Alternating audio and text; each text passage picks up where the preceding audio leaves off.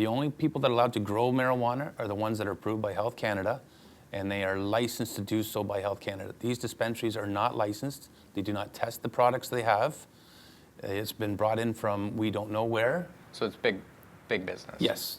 It's a very lucrative business. Basically, the end result is the reward is greater than the risk. With Canada legalizing retail cannabis stores, the era of illicit storefront dispensaries is likely over, but there's a less visible black market online that will probably endure. And to find out how that market works, we went to Ottawa to visit someone who has tracked its growth for years. So where are we going now? Down to the belly of the beast. What do you got down here? Wow. Nathan Tappan previously worked for Shopify, one of the world's largest e-commerce companies, and helped them break into the cannabis market. He recently quit his job to focus entirely on building a business in the cannabis industry. This is all high CBD stuff that's getting tumbled, so that'll all get tumbled and refined. Then we got big CBD harvest that's drying in there. This is a freeze dryer. You were one of the first people at Shopify to say, hey, cannabis is a market that we should be involved in. Yeah, as far as I know. And during that year, you're also tracking what's going on the black market side of things, right? Yeah, I was tracking like how many dispensaries were opening online, what kind of reviews were they getting, what are the things that people like, don't like. I know, just trying to pay attention to like, you know, where are the licensed producers doing really well, where are the black market doing really well. During his time in e-commerce, Nathan watched the online black market explode. A lot of, you know, street dealers and stuff are realizing, hey, like, I can get rid of basically all of my risk, invest a bit of money up front, you know, set up a website. You know, the government can't really do anything about capturing the cannabis that's moving through the mail system. They can't really do much about the money that's moving. And so from that, we just saw huge growth in online dispensaries. Looking for a convenient way to buy marijuana products? Is your current supply quality poor and leaving you wanting better?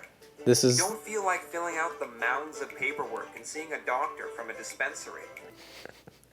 What's funny is that what these guys are basically saying, fuck even going to a dispensary and dealing with that shit. We'll just give it to you, no questions asked. Pretty much, yeah. Their success depends on it being easier than buying it legally. These guys don't even ask for a ID. It's true, they haven't yet. Harlow's Coca-Cola gummy bears. That sounds fucking incredible. Can we check out that wholesale network? What was it called? Yeah, weed please. This entire network just services the black market. Yeah, I mean, it's smart of them. I think they're based out of Calgary or something. This is super well organized. Yeah, mobile-friendly applications. Look at the stuff at the bottom too. Like they have business services, like clinics, consulting, lawyers, advertising, banking services for offshore banking and stuff. Like I said, I haven't tried it myself, so I'm not sure. You haven't laundered money? No. How big is the online market? I mean, yeah, there's probably at least like 100 or so online dispensaries. And I mean, when you look at... Across Canada. Yeah, exactly. I don't think it's hard for any of these people to be doing well over $1 million a year. And I've certainly seen people that are doing well over $1 million a month. You just buy a URL, set up an online website, sign up with these guys, and bam, you've got a pretty fully functioning business, as long as you can get those shipments out the door. From the comfort of your home. Exactly. But the ease of entry into the online black market means it's not exactly replete with respectable organizations. Yeah, like Ganja Express, I know they scam people all the time. I would imagine that like every major organized crime group that sells cannabis has an online dispensary, right? Like, why wouldn't they? It's such an easy way to make money. Yeah. How many of these guys have now decided, okay, I made some money, let's invest it into, or being part of the legal market in some way? From the people that I've talked to, I'd say most of them are transitioning in some way. The Chrono is one of the few that I know that's like really leaning into it now and just being like, nope, we're actually gonna build bigger now. Even though legalization's around the corner and people are anticipating that like there will be some sort of crackdown, these guys are ramping up. They're ramping up because even though Canada is switching from medical only to recreational, making it easier to buy cannabis, the black market online still has significant advantages over the legal market. And those advantages can be exploited for big money.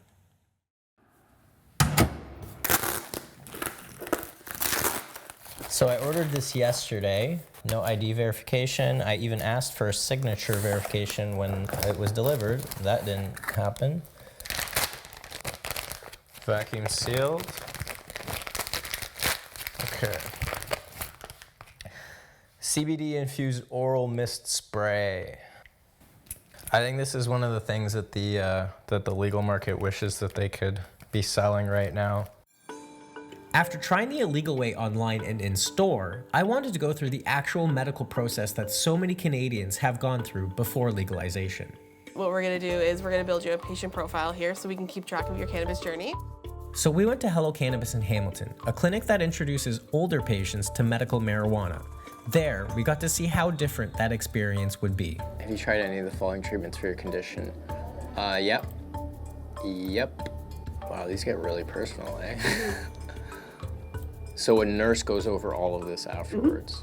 Our nurse practitioner, she's been a nurse practitioner for like 22 years. She's been studying cannabis for 5. When you go and order your medicine online, everything that you have that you can order is all tested. So the testing is actually on there. So you know what's in your cannabis, as opposed to going to a dispensary and ordering 5 grams of something that you don't know what you're getting. And it's like, all right, have a great day. I mean, it is a Schedule II narcotic, right? So we can't just be giving it out to anyone, so. Well, a lot of people do. So. I know, right? Afterwards, I met up once again with Stephen Verbeek from Hello Cannabis to talk about where the black market is heading and how it affects businesses on the legal side. There's another 1, 2, 3, 4. So yeah, so we're 8 or 9 right now. 8 or 9 right around the police station. Yep. And that's only like 50% of the market. So theoretically, October 18th hits, and if you run a storefront dispensary, that's it. You won't have a chance to be part of the legal market. That's the big penalty, essentially. But there's also the online dispensary market. And how big is that? Yeah, online dispensary market's massive. I'd argue it probably has a bigger market share in the black market than even the dispensary market does. And how do you even begin to regulate that? I don't think it is able to be regulated, to tell you the truth. Okay, so how big of an impact do you think they realistically have, the online dispensaries, on the legal market? I'm making an educated guess that I think the market share is larger than the illegal dispensary market right now in Ontario. And is it just a cash cow, or is there any justification for it? I mean, storefront dispensaries offer better access, but Correct. What does an online dispensary actually offer?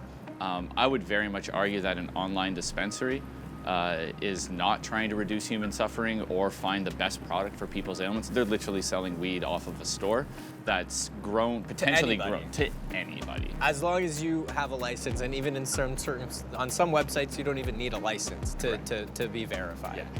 Yeah. There's no taxes being paid. Everybody's a volunteer, and they figured out how to be able to skirt the law and be able to maximize the opportunity because police have minimal resources and there's very little repercussions to operating this way. But police don't really have minimal resources anymore. They've announced they'll be spending hundreds of millions to enforce cannabis driving and border laws, effectively choosing to use their resources against cannabis consumers rather than against the black market. With Deloitte still expecting the black market to generate up to $1 billion during the first year of legalization, it's not hard to understand why the government approach is so frustrating to those on the legal side. What if an online dispensary says, well, recreational cannabis is coming online on October 17th. We're just businessmen who are trying to be part of that market, and we deserve to have a chance. Some of them are extremely sophisticated and could potentially run a very good, legitimate business. My argument is, if I was the government, and I'm trying to empathize with them, if you weren't following the rules before they were in place, what makes you confident that they're going to follow the rules after they're in place? With no edibles and significant restrictions on marketing and advertising, you've got to wonder how the legal side will actually pull that $1 billion away from the black market. And with the world watching, is Trudeau's government going to police the online market to create parity? Because unless the government does something, online dispensaries could spell disaster for smaller LPs and microgrowers, meaning jobs lost and investments blown.